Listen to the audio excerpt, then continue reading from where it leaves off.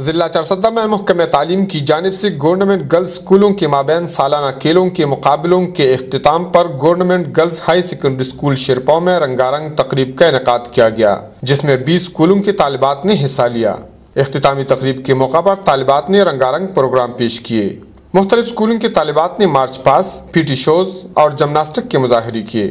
اختتامی تقریب سے خطاب کرتے ہوئے اے ڈی او عطا اللہ نے کہا کہ صحت کے لیے ورزش انتہائی ضروری ہے، جو کہ ہم نصابی سرگرمیوں کے بغیر ممکن نہیں۔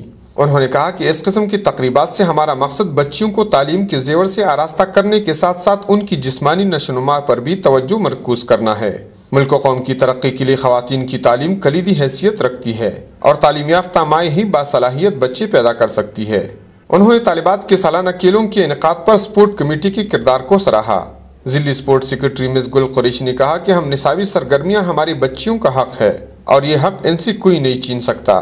تقریب کے آخر میں مارچ پاس، پی ٹی شوز اور جمناسٹک میں پہلی، دوسری اور تیسری پوزیشن پر آنے والی اسکولوں کے طالبات کو اے ڈی او عطا اللہ نے انعامات دیے، جبکہ طالبات نے خوشی کا اظہار کرتے ہوئے ملی نغموں کے ساتھ بھنگڑے ڈالے۔ کفایت اللہ، اے نیوز، چارسدہ۔